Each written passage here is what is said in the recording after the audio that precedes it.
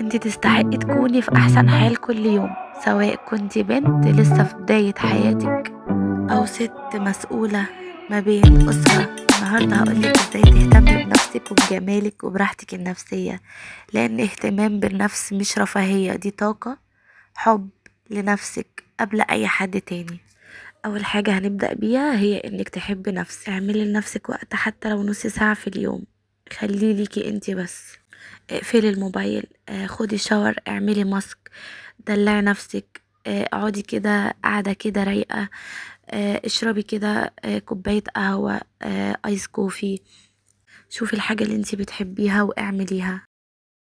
خدي بقى كده شاور دافي وعبري عن مشاعرك في كشكول.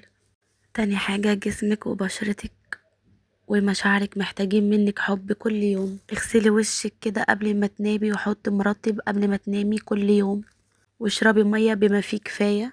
صدقيني الحاجات الصغيرة دي بتفرق جدا في نفسيتك وثقتك في نفسك جدا. ولو انتي ست متجوزة افتكري دايما ان الاهتمام بنفسك مش ضد واجباتك، بالعكس لو اهتميتي بنفسك بتقدري تدي بيتك ولولادك ولزوجك طاقة حلوة جدا. البنت او الست لما بتحب نفسها بتعرف تدي حب حلو جدا. واخيرا خدي بالك من طاقتك وابعدي عن كل اللي بيقلل منك او بيحبطك. خلي دايما حواليكي ناس بيدعموكي وبيفرحوا بيكي.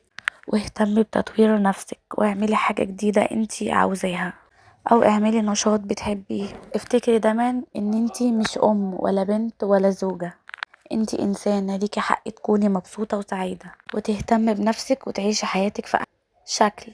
لو عجبك الفيديو ما تنسيش تعملي لايك وتشتركي في القناة وتفعلي زر الجرس عشان يوصلك كل فيديو جديد بقدمه. فيديوهات العناية بالنفس والجمال الطبيعي. وحافظي دايما على حبك لنفسك. هستنى منكم تعليق حلو زيكم.